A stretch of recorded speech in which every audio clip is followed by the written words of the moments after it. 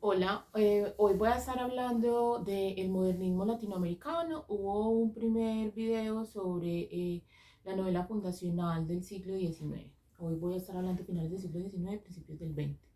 Y en otro video voy a hablar del vanguardismo. Lo voy a hacer así, pensaba hacer como 40 minutos solo de modernismo y vanguardismo, pero creo que pues, quedarían muchas cosas en el tintero. Entonces voy a dedicar esta parte especialmente al modernismo.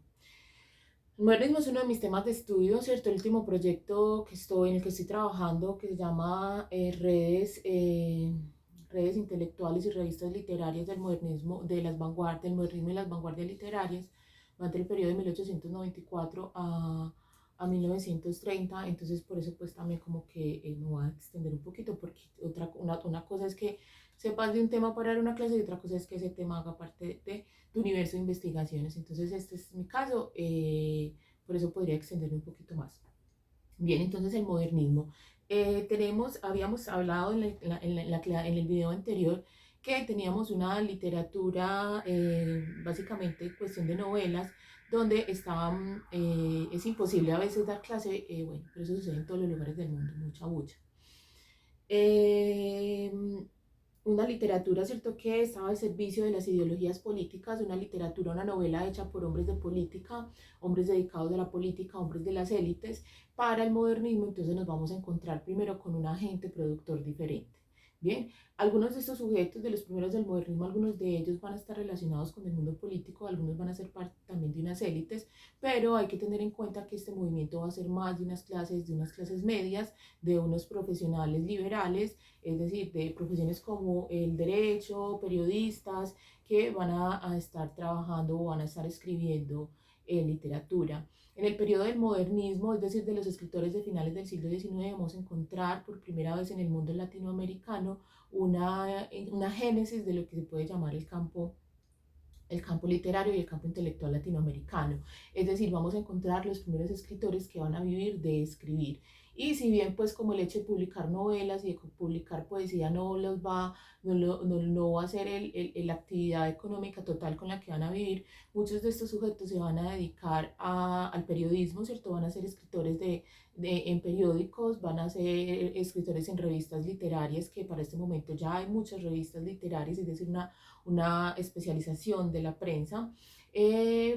Algunos de esos van a tener cierta dedicación, ¿cierto? Algunos van a ser diplomáticos, como el caso de Rubén Darío, ¿cierto? Que van a vivir de la diplomacia, es decir, van a ser embajadores en otros países, pero eso les va a permitir también dedicarse especialmente a la escritura, es decir, van a ser parte de las funciones, van a ser funcionarios, pero estatales, pero no van a ser como tal políticos, ¿cierto? Entregados a la política. Sí va a tener cierta, o sea, todavía no hay una emancipación como tal, no son totalmente independientes, pero están en el proceso de serlo y esto se va a ver consignado, se va a ver en su obra.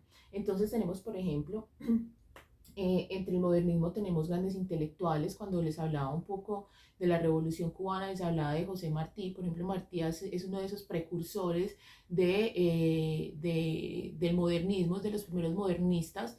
Tenemos también obviamente a Rodó. Rodó también está allí. También hablé en alguna ocasión de él. Él es uno de los ideólogos de ese modernismo. Él escribe una obra que se llama Ariel, sumamente importante, que hace parte, que se encaja en este momento histórico y literario del modernismo. Y obviamente tenemos al líder, al más conocido modernista latinoamericano, que va a ser el señor Rubén Darío. ¿Cuáles son como las características del modernismo? Primero, hay una visión negativa de la idea de progreso decimonónica. Estos modernistas entonces van a criticar ese materialismo, son antipositivistas, es decir, en algún momento hablaba de lo que era el positivismo, ¿cierto? Que es poner la ciencia en la creación y en la formación de esos estados nacionales, en las creaciones pues, de leyes, y en la búsqueda, o sea, también en una educación que es una educación práctica, es decir, una educación en ideas prácticas, es decir, hacer ingenierías y todo eso para poder extraer recursos, es decir, el positivismo es bastante racional y cientificista. lo que proponen entonces, en la educación estos modernistas van a ser educados, muchos de ellos en la educación o en las ideas de la educación del positivismo, es una idea muy materialista. Por lo tanto, estos señores van a considerar, los modernistas también, algunos de ellos van a ser antipositivistas y van a considerar que una educación simple y solamente llevada al plano material, es decir, el progreso solo y únicamente material, empobrece a los pueblos. Entonces estos señores van a tener una recurrencia y una necesidad de estar hablando el progreso también espiritual, ¿cierto? Y el progreso espiritual se ve en la filosofía, se ve en las letras, se ve en todas las artes. Entonces también empiezan a hablar de esto. Ellos manifiestan, tienen cierto proyecto descolonial. Primero hay que aclarar una cosa, todos los modernistas no son iguales, hay un movimiento que se da entre finales de 1894 a 1910, 1916, algo así, pero el modernismo, incluso hay gente que lo lleva un poco más amplio, pero el modernismo no es como una corriente literaria, así como el romanticismo, que tiene como unas características que puedan ser estudiadas fácilmente. No, dentro del modernismo encontramos muchas facetas, ¿cierto?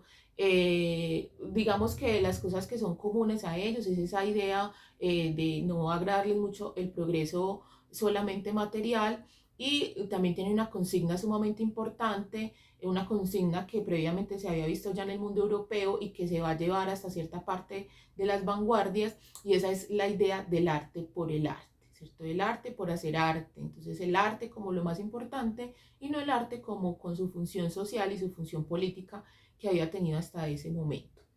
Bien, dentro de los modernistas entonces vamos a encontrar los que consideran que hay una función social del arte, ¿cierto? Pero que lo más importante del arte es el arte en sí. O sea, usted no puede ponerse a hacer arte solo en función social, descuidando la estética.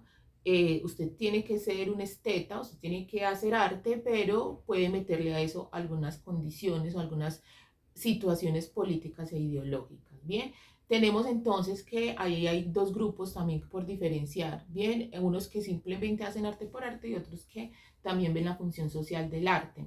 Bien, son un proyecto descolonial en el sentido, como han escuchado o pueden leer en Wikipedia, el modernismo es la primera corriente literaria real de América Latina, es decir, dicen pues, es la primera vez que nosotros hacemos algo original en toda la historia. También hay que tener en cuenta que parte de los escritores del boom ignoran y no les parece tan exitoso lo que es el modernismo. Yo no me atrevería pues como incluso a compararlos. Sí considero que hay un gran desconocimiento sobre el modernismo, a pesar de que es una de las escuelas literarias más estudiadas debido por su innovación, por ser diferente, porque teníamos una literatura bastante pegada a los cánones europeos, y aquí hay una exploración más original. E igual, a ver, una de las cuestiones, por ejemplo, de la literatura latinoamericana es que los latinoamericanos, por la condición que tuvimos de ser colonias, eso nos llevó a nosotros a siempre tener una mirada muy cosmopolita, una mirada que buscaba en Europa, pero también podemos ver que a lo largo nosotros históricamente siempre hemos mirado el mundo entero para analizarnos, para estudiarnos. Entonces, inicialmente pues nuestra mirada siempre estaba muy pegada al mundo europeo, pero esa mirada se ha ido abriendo y siempre somos muy universalistas, ¿cierto? Siempre estamos mirando en otros lugares, hoy miramos a África, hoy miramos a Asia.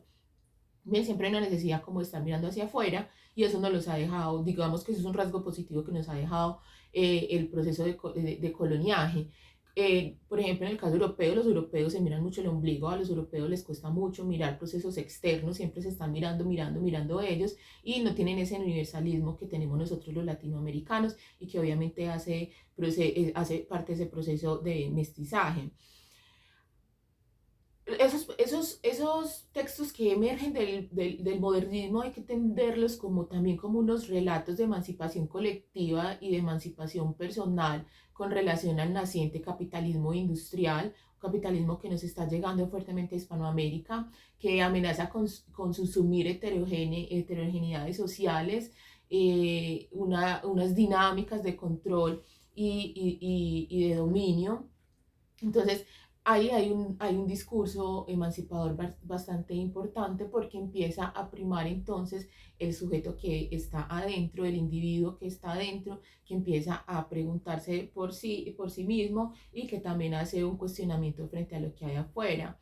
Los relatos del modernismo tienen bastante, son unos relatos subjetivistas, como los digo, donde prima bastante yo, de la irracionalidad también del ser, no un arte creado por una técnica y por la industria, sino por la estética de lo bello. Hay una cuestión bien importante, los procesos de vanguardia, ahorita hablaré un poquito en otro video de eso, los procesos de vanguardia emergen inicialmente en el mundo europeo y nosotros lo vamos a ver. Si bien el modernismo no es una vanguardia como tal, sí podemos ver que allá hay un proceso entonces también de crítica frente a la industrialización del arte. El arte se industrializó, esa es una de las situaciones más tristes del arte, porque entonces, por ejemplo, en el caso literario, empezó a existir la industria editorial y esta industria editorial empezó a sacar novelas y literatura, poesía en masa, ¿cierto? No solo por la cantidad de publicaciones que se hacen de un libro, sino pues de ejemplares que se hacen del mismo libro, sino también porque empiezan a responder mucho a lo que está deseando un público, que normalmente es un público burgués, que quiere unas novelas muy ligeras. Entonces, eso no permite, digamos, que el arte evolucione. Bien, ellos están entonces, los modernistas se llaman modernistas porque están planteando una modernidad alternativa a la modernidad industrializada. Entonces ellos lo que están buscando es una modernidad en la cual se incluya también las letras y se incluya el arte. Ellos se oponen, como les decía entonces, a ese capitalismo industrial, le oponen, a ese capitalismo industrial le oponen el comunitarismo, el sentido lúdico de la existencia y la actitud desinteresada. Hay que tener en cuenta que lo dice el señor Gutiérrez Girardot, él tiene una obra que se llama Modernismo, es uno de sus textos más leídos. Hay que tener en claro, dice él, que el modernismo es una crisis espiritual de los intelectuales de la periferia y de los centros. O sea, no es una crisis en qué sentido. O sea, el capitalismo cada vez, o sea, acabamos de entrar al capitalismo como exportadores de recursos, llevamos 20, 30 años, algunos países pueden llevar un poco más en esto, y se está viendo entonces también en el mundo europeo lo que está sucediendo. Algunos de los modernistas viajaron a Europa, entonces ellos están viendo lo que puede suceder en un capitalismo industrial tan arrasador y entonces ellos empiezan a decir, no, ese miedo, o sea, de lo que está sucediendo en Europa nos puede llegar a nosotros en América Latina y esto entonces genera esa crisis espiritual dentro de los intelectuales.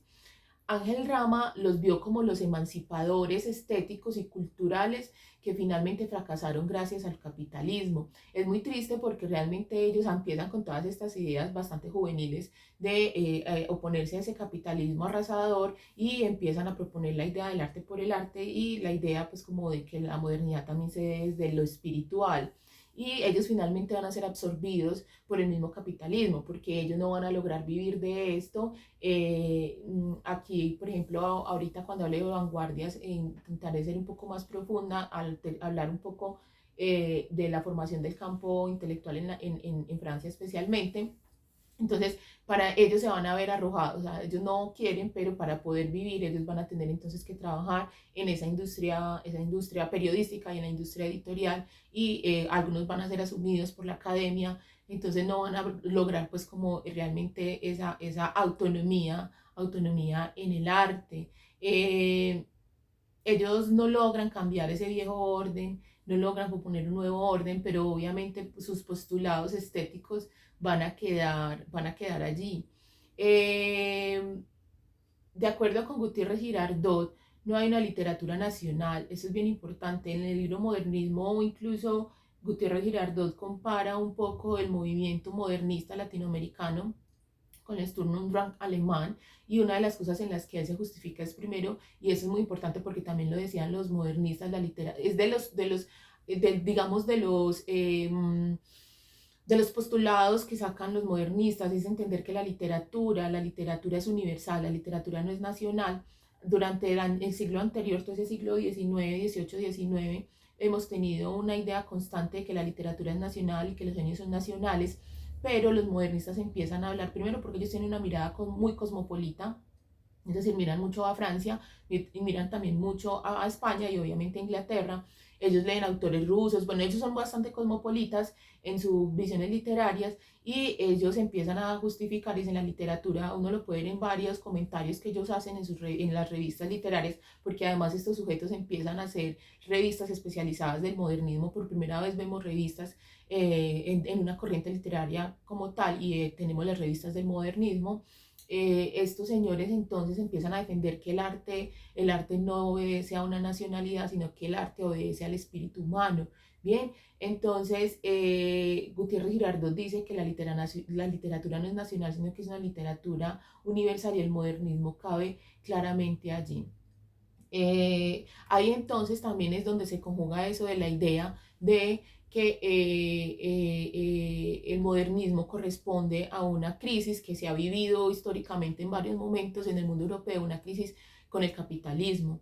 De acuerdo, Federico de Onís es uno de los primeros que estudia por allá en la primera mitad del siglo XX el modernismo, y Federico de Onís tiene una cita muy citada en todos los que estudiamos el modernismo, y obviamente yo la voy a citar. Él dice, lo voy a leer, él dice, por ejemplo, que el modernismo es la forma hispánica de la crisis universal de las letras y del espíritu que inicia hacia 1885, la disolución del siglo XIX, y que se había de manifestar en el arte, en la ciencia, la religión, la política y gradualmente en los demás aspectos de la vida entera. El modernismo tuvo tres pilares. De acuerdo, aquí ya entro con Gutiérrez Girardot. Esa es la cita que de Onís, y es la cita que cita incluso Gutiérrez Girardot y que citan muchos.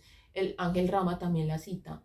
El modernismo tuvo tres pilares, de acuerdo a Gutiérrez Girardot. Él dice que uno es la secularización, otro es la vida urbana y los otros son los sustitutos de la religión. El primer pilar hizo uso de los conceptos y discursos religiosos para expresar cosas profanas como lo erótico. Además, la nueva sociedad que se había emancipado de la región estaba en búsqueda de un nuevo sacerdote y de una nueva mitología donde se rindiera culto a la belleza. Y ese es el poeta. Por su parte, el otro pilar es la vida urbana. Este movimiento es un movimiento urbano, es un movimiento que se da en las ciudades más importantes de América Latina, Buenos Aires, por ejemplo, en Bogotá también, en Ciudad de México. Entonces la vida urbana se fue haciendo cada vez más caótica y desordenada. Las ciudades empezaron a exhibir una arquitectura ecléctica que resumía la falta de identidad de los pueblos latinoamericanos y la personalidad de los nuevos ricos. Eso lo pueden ver ustedes en Ciudad de México, por ejemplo, y en Buenos Aires, ¿cierto? Donde tenemos una ciudad vieja y tenemos una nueva ciudad, que es esa ciudad que hoy en día vemos pues como sumamente hermosas. En algún momento hablaré de las ciudades en América Latina, el crecimiento de las ciudades en América Latina. Véanlo si les interesa esa parte. Entonces estos ciudadanos están viviendo ahí, estos poetas están viviendo ahí. Emergen esos nuevos ricos burgueses latinoamericanos, ¿cierto? Que van a destruir siempre lo viejo, queriendo poner estas ciudades más modernas, más modernizadas, para ser más claro, que quieren borrar ese pasado, sobre todo ese pasado prehispánico, que ellos ven como bárbaro. Este cambio en las urbes no solo se plasmó entonces en las fachadas, en las calles, en los edificios públicos y en los monumentos, puesto que al interior de las casas también se vio transformado. En los espacios empezaron a gestar espacios como el living, la sala, como lo llamamos en Colombia, para living room, para empezar a tener sociabilidades, espacios más adecuados para empezar a socializar y empezar a hablar de otras cuestiones, ¿cierto? Allí también se ve esa modernidad, puesto que el interior de estas casas también se vio transformado por estas nuevas mentalidades, ¿cierto? Entonces, no solo es, o sea, el espacio es modificado por lo que tenemos adentro, por lo que hay en nuestra cabeza, ¿cierto? Pero también el espacio transforma lo que tenemos en nuestras cabezas. Se modificaron los espacios para facilitar las sociabilidades y las nuevas costumbres, lo que finalmente facilitó el uso crítico de la razón, la generación de una opinión pública y el acceso a la información. Estoy leyendo algo, lo que estoy leyendo es mío, no estoy citando, o sea, es algo que saco, una interpretación que saco a partir de la obra de Gutiérrez Girardot y que hace parte de uno de mis artículos, pero que también hace parte de mi tesis de doctorado. En tercer pilar, los sustitutos de la religión eran aquellas tecnologías subsidiarias y eclécticas que buscaban sustituir la religión, los discursos positivistas, la democratización social, el espíritu crítico y la racionalidad de la ciencia con la vaguedad, los cultos, la irracionalidad y lo contradictorio. todo en búsqueda de darle un nuevo sentido a las cosas. Estos pilares constituyeron los presupuestos sociales, psicológicos y culturales, dice Girardot, de la literatura hispánica de fin de siglo llamada modernismo y quedó plasmada en las revistas que ellos escribieron y en varios periódicos de la época. Como les decía, entonces el modernismo va a ser antipositivista. Occidente perdió sus ideales griegos en el siglo XIX con todo esto del racionalismo, con todo esto del positivismo. Entonces muchos de los escritores del modernismo van a, por ejemplo, piensen en Ariel de Rodó, va a ser un devolverse a la antigüedad y empezar a hablar como de ese espíritu latino que se había perdido por causa del racionalismo de la ciencia y del capitalismo industrial.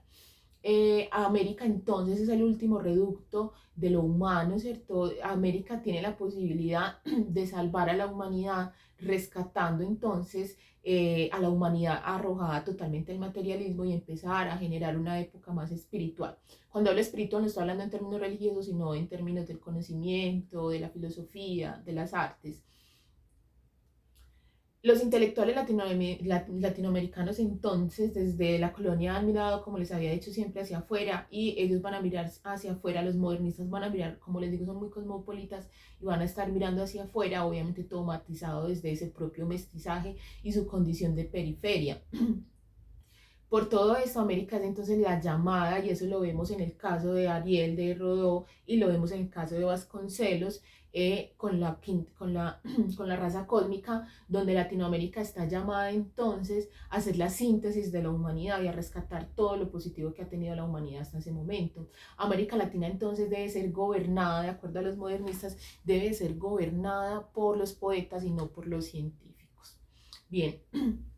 El modernismo entonces es un antecedente bastante importante. Yo sé que si ustedes buscan qué es el modernismo van a encontrar unas características que les van a decir, entonces el uso de lo erótico, los juegos con el lenguaje, van a encontrar como esas características que a veces forzadamente los estudiosos de la literatura meten allí. Como yo no soy solo una estudiosa de la literatura, sino que soy una historiadora que estudia la literatura, yo veo más como las condiciones sociales de emergencia o de situación de estos movimientos. A ver, les digo una cuestión pues bastante importante y en la que yo me detengo al analizar el modernismo y sobre todo las revistas de los modernistas, y es que hay una consigna constante que ellos tienen que se llama el arte por el arte. El arte por el arte entonces como les decía al principio del video, es una consigna que emerge, que sale en el mundo europeo a mediados del siglo XIX y es una idea que va a ser una de las primeras formas de emancipación o de autonomía de los escritores, y ellos van a considerar que el gusto burgués ha dañado realmente el gusto por el arte, entonces se consume sin conocer del arte y esos señores empiezan a hablar del arte por el arte. En esta idea de autonomía y de emancipación, ellos empiezan a decir que solo unos pocos realmente tienen buen gusto para el arte y que los burgueses no tienen nada de gusto, y empiezan a crear producciones literarias y revistas literarias especializadas, sumamente especializadas para un grupo muy especializado. Al final ellos se van convirtiendo como sucede en la academia, que son como un grupo endogámico donde ellos escriben para ellos mismos porque ellos mismos son sus jueces, ¿cierto? Entonces ellos dicen, sí, esta realmente es una buena obra porque corresponde a un estilo, a una estética literaria excelente o buena, y dicen, no, eso otro no, eso es mala literatura. Y eso todavía lo vemos hoy, por ejemplo, cuando hablamos de los bestsellers, cuando los consideramos negativos y cuando consideramos, por ejemplo, que obras muy complejas para una población que no tiene la educación estética ni literaria suficiente, entonces no lo van a entender y obviamente no les va a gustar. Entonces, como que se crean dos campos, ¿cierto? Entonces, esa idea del arte por el arte es enriquecer el arte, estudiar el lenguaje. Los modernistas experimentan mucho con el lenguaje, van a recibir fuertes críticas por parte de, no todos los que vivieron en ese momento eran modernistas, había gente que escribía pero que no era modernista. Ejemplo de esto es Tomás Carrasquilla. Tomás Carrasquilla incluso habla del modernismo y no está de acuerdo con él, porque también es claro, el modernismo se convierte en una moda a finales del siglo y todos los jóvenes quieren ser modernistas, bueno, no todos, Muchos quieren ser modernistas, entonces empiezan a escribir como imitando a Rubén Darío. Rubén Darío va a ser sumamente imitado. Rubén Darío, todos dicen Rubén Darío es bueno. Grusac, por ejemplo, un intelectual argentino, dice el señor tiene talento y el señor es bueno, pero a veces se pasa, ¿cierto? Y hacen unas exploraciones en ese momento bastante subversivas del lenguaje y de las figuras literarias que hacen y de las imágenes y las metáforas que crean, que a los más ortodoxos les genera como, wow, esto no me gusta, esto no está bien. Entonces empiezan a experimentar. La poesía había sido bastante en América Latina, había sido bastante tradicional, teníamos una poesía muy apegada a los cánones españoles básicamente, entonces esa mirada al mundo francés, para muchos ortodoxos va a ser mal vista, entonces los van a criticar mucho a estos jóvenes modernistas, es un movimiento de juventud, también hay que dejarlo muy claro, y los jóvenes modernistas entonces, como le decía, se van a justificar diciendo que el arte es universal y que, sí, que ellos tienen que explorar dentro del lenguaje todas las posibilidades que tienen para manifestar esta crisis existencial. Antes del modernismo tenemos un movimiento proveniente del mundo europeo, especialmente del mundo francés, que es el decadentismo. Entonces ustedes pueden encontrar que los primeros modernistas se les asignó el nombre de decadentes. El decadentismo entonces es una corriente, un movimiento literario previo al modernismo. Algunos modernistas van a pasar del decadentismo al modernismo, especialmente en el caso mexicano, ese decadentismo va a tener mucha crisis porque los decadentistas van a ser así como personas muy depresivas y muy tristes, y se va a llamar decadentismo porque ellos van a estar hablando constantemente de que el capitalismo y las formas estéticas creadas por la burguesía, el capitalismo industrial, eso va a generar una decadencia. Entonces ellos mismos empiezan a llamarse como una juventud triste, una juventud que les toca vivir un mundo, ¿qué tal que se lo hubiera tocado vivir ahora? Una juventud una vida sumamente triste gracias a ese capitalismo tan salvaje que ellos están viviendo. Entonces van a tener unas obras sumamente desoladoras y sumamente tristes, basadas, por ejemplo, en los simbolistas franceses. El decadentismo es una corriente literaria francesa muy leída entonces por los latinoamericanos que apenas están ingresando al mundo capitalista, pero que ya están sintiendo pasos de animal grande. Y estos jóvenes empiezan entonces a hacer a llamarse decadentes. Entonces los muy ortodoxos los van a criticar bastante por esa forma de escribir, por esa tristeza, porque además de eso, o sea, además de ser una estética, es una ética en el decadentismo, pero también el modernismo. Entonces esta ética es una ética, muchos de ellos van a ser bohemios. Digamos que durante el decadentismo y el modernismo y en las vanguardias, en el caso francés, en el caso europeo, las vanguardias van a transformar mucho la visión que tienen los sujetos acerca del escritor. El escritor antes era recibido, era un sujeto importante dentro de la sociedad y tenía cierto estatus. Con las vanguardias, el escritor, y en el caso de América Latina con el decadentismo y el modernismo, el escritor empieza a verse como alguien, como un bohemio, empieza a verse como un drogadicto, empieza a verse como una persona dejada, como un sujeto que vive, recuerden por ejemplo los poetas malditos, como un sujeto que vive en una guardilla, que vive en una pensión, que vive en un cuarto oscuro, ¿cierto? Y que intenta arrancar un poco de dinero a partir de escribir en periódicos y en revistas de bajo, pues como de bajo perfil, y se convierten, o sea, como en sujetos alcohólicos, y es evidente pues que muchos de estos jóvenes de las vanguardias europeas, pero también de los modernismos latinoamericanos, empiezan a tener un consumo fuerte de algunas drogas, de algunos licores que les permiten unos estados de ensoñación y de enajenación que les ayuda a la hora de la escritura. Pero es evidente que detrás de todo esto hay una crisis que corresponde a ese modelo capitalista que está instaurado cada vez más fuerte en América Latina y los lleva a escribir en esa idea de la decadencia. Los modernistas entonces, algunos de ellos se van a decir, no, a mí yo no soy modernista, sáqueme de ahí. Y eso se va a ver manifestado en varias revistas literarias sumamente hermosas. Tenemos, por ejemplo, en el caso de México, tenemos la revista Gris, perdón, la revista Azul, es que la confundo con la colombiana. Entonces ahí está la revista Azul de Gutiérrez Nájera, un excelente modernista, no muy conocido, pues digamos, como en el mundo literario por las personas que no son especializadas, pero que los que sabemos un poquito de literatura sabemos que Gutiérrez Nájera fue un genio excelente del modernismo, un gran poeta, también escribió comentarios literarios y tiene una revista, muere muy joven. Si hubiera durado más, hubiera sido de pronto más conocido. Publica una revista que se llama La Revista Azul. Luego en México también vamos a tener la revista Moderna, una revista que dura también bastantes años y que va a tener dos momentos, la revista Moderna y luego la revista Moderna de México, donde realmente se van a adscribir al modernismo. Tenemos en el caso colombiano, por ejemplo, la revista Gris, también ha sido bastante estudiada. Tenemos varias revistas literarias, pero digamos que la revista del modernismo va a ser la revista Gris y la revista contemporánea del señor Sanincano, Baldomero Sanincano. Va a aparecer en las dos, pero realmente la más importante de Sanincano va a ser la revista contemporánea.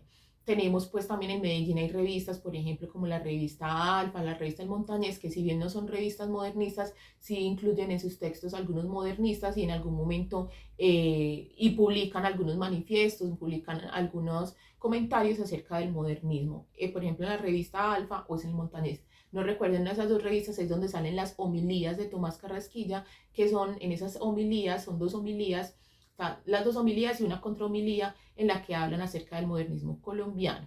Recuerden que Tomás Carrasquilla no quería mucho al modernista colombiano más importante de finales del siglo XIX, que es el señor José Asunción Silva. Le decía José Presunción Silva, no lo quería mucho.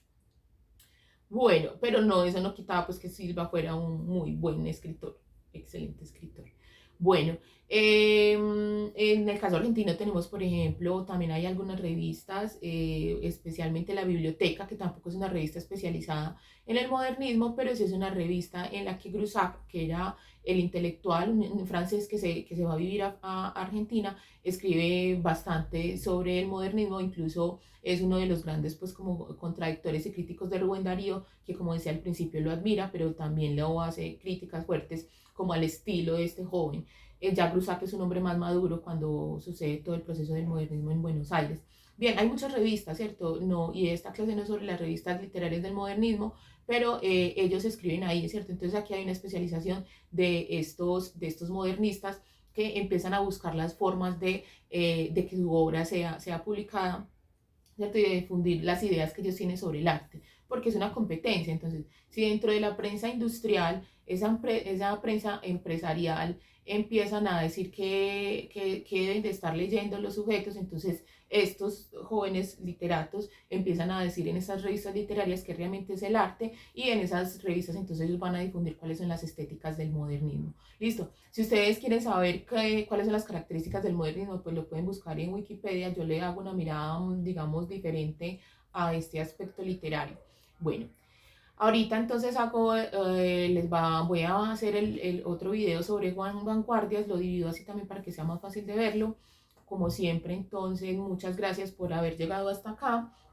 Espero que les haya servido de algo esta pequeña introducción acerca del modernismo latinoamericano. Obviamente se me quedan muchas cosas dentro del tintero. Es un movimiento bastante profundo, no es tan sencillo. Y bueno, igual, si tienen dudas, necesidades bibliográficas o algún tipo de asesoría, me pueden localizar por acá por el YouTube o también lo pueden hacer por mis redes sociales. Y bueno, no, muchas gracias. Como siempre, suscríbanse al canal para que les estén llegando las nuevas cosas que estoy haciendo. Y también, pues, no sé, compártanlo para que otras personas puedan acceder a esta información. Muchas gracias. Nos vemos entonces próximamente.